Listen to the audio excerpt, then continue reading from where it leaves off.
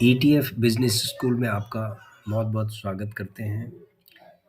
आज हम आपको ये बताने वाले हैं कि इन्वेस्टमेंट की सच्चाई क्या है। यदि आप एक इन्वेस्टर बनना चाहते हैं तो आप इस सच्चाई को समझ लीजिए, नहीं तो शायद आप अपना समय बर्बाद कर सकते हैं। देखिए, सच्चाई क्या है कि सबसे पहले आप इन्वेस्टिंग के ऊपर बिल्कुल भी फुली डिपेंडेंट मत रहिए कि आप इन्वेस्टमेंट करके कि आप एकदम से करोड़पति बन जाएंगे। बहुत सारे लोग मिसगाइडेड हो जाते हैं। वो अपनी जॉब छोड़ देते हैं या फिर वो अपना बिजनेस बंद कर देते हैं कि हम इन्वेस्टिंग के अंदर या ट्रेडिंग में हम लोग करोड़पति बन जाएंगे। ऐसा नहीं है। आप इस सच्चाई को आप समझ लीजिए। देखिए, आप जहाँ भी जॉब कर रहे हैं या जो भी बिजनेस आप कर रहे हैं, आप उसको करते रहिए। उसके साथ साथ आप इन्वेस्टिंग करते रहिए, क्योंकि इन्वेस्टिंग एक लॉन्ग टर्म प्रोसेस है, कोई शॉर्ट टर्म प्रोसेस नहीं है। क्योंकि आपके पास इतना फंड नहीं है कि आपके पास करोड़ों रुपए हों, पहले से ही करोड़ों रुपए हों और करोड़ों रुपए आप लगा के फिर उससे जो कमा रहे हैं फिर उसको री इन्वेस्ट कर रहे हैं। अगर आप करोड़पति हैं तब तो अच्छी बात है।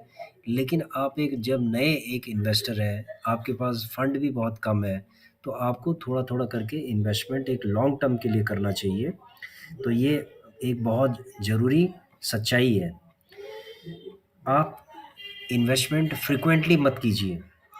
आपको इन्वेस्टमेंट कब करना है, कैसे करना है, ETF के अंदर इन्वेस्टमेंट करना है, तो आप हमारी वीडियोस को देख लीजिए कि किस तरीके से हम इन्वेस्टमेंट करते हैं। इन्वेस्टमेंट एक बहुत ही बोरिंग टास्क है, बहुत ज़्यादा बोरिंग है। इसीलिए आप डेली डेली अपना पोर्टफोलियो मत देखिए, क्योंकि आपको कभी मार्केट नीचे जाएगी, कभी ऊपर जाएगी, तो आपको जब माइनस प्लस दिखाई देगा तो आपको फिर अच्छा फील नहीं होगा। तो इसीलिए जब आपका लॉन्ग टर्म होराइजन अगर आपका है, तो आपको इसको बार बार नहीं देखना चाहिए। तो ये बहुत ही इम्पोर्टेंट चीज़ है और ये एक सच्चाई भी है। अगर आपके पास आपको इस प्रोसेस में, इन्वेस्टिंग के प्रोसेस में अगर आपको काफ़ी टाइम हो गया है और आप ये चाहते हैं कि आप रेगुलर एक इनकम करना चाहते हैं, तो आप ये समझ लीजिए कि रेगुलर इनकम के लिए कम से कम 20 से लेकर और 50 लाख के आसपास जो है ना आपको चाहिए होता है, लगभग। नहीं तो मिनिमम 10 लाख आपको चाहिए होता है रेगुलर इनकम के लिए, कि आप कम से कम 2,000 रुपये, 5,000 रुपये, 10,000 रुपये, 20,000 रुपये, 25,000 रुपये महीने के कमाएं और उसको री इन्वेस्ट करें। ठीक है। अगर आप एक छोटे से इन्वेस्टर हो तो आप सिर्फ इन्वेस्टमेंट पे ध्यान दीजिए कि आपको धीरे धीरे करके अपनी जो सैलरीज है, जो आपकी इनकम है, उसमें से थोड़ा थोड़ा करके बचाना है और सेविंग कर इन्वेस्टमेंट करते जाना है। तो जिस दिन आपका ये कंपाउंडिंग होता चला जाएगा, तो एक ऐसा समय आएगा जब आप जो प्रॉफिट आप कमा रहे हैं उससे आप री इन्वेस्ट करना सीख जाएंगे। बहुत सारे लोग मिसगाइडेड हो जाते हैं। वो लोग क्या करते हैं कि अपनी जॉब छोड़ देते हैं, फिर ट्रेडिंग स्टार्ट कर देते हैं, फिर उसके बाद उसमें काफ़ी लॉस हो जाता है, फिर उसको रिकवर करते हैं। तो ये बड़ी प्रॉब्लम्स हैं। तो इसीलिए क्या है कि आप मिसगाइडेड मत होइए, सबसे पहले एक इन्वेस्टर बनिए। और इन्वेस्टर बनने के बाद आप ये सब चीज़ें आप बाद में कर सकते हैं, जब आप मार्केट से आप प्रॉफिट कमाना स्टार्ट करते हैं।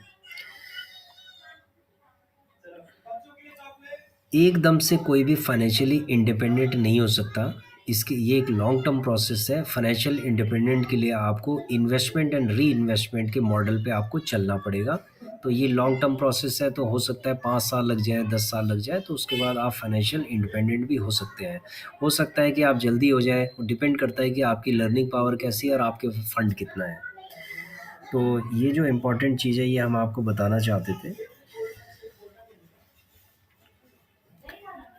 अब जो नए इन्वेस्टर हैं, उनको सबसे पहले क्या करना है कि अपना माइंडसेट को डेवलप करना है और चीज़ों को सीखना है। ठीक है। चीज़ें सीखने के लिए कि टेक्निकल चीज़ें कैसे सीखी जाती हैं, इसके अंदर हमारे वीडियोस हैं, वर्कशॉप्स हैं। आप इनको सीखिए, धीरे धीरे करके आप सीखिए। कोई बहुत जल्दीबाजी नहीं है कि आप एकदम से सीख जाएंगे। आप थोड़ा थोड़ा करके सीखते जाइए, थोड़ा थोड़ा करके इन्वेस्टमेंट करते जाइए, ऐसे अपना माइंडसेट को डेवलप करते जाइए। ये बहुत ज़रूरी चीज़ है और इसमें समय लगता है।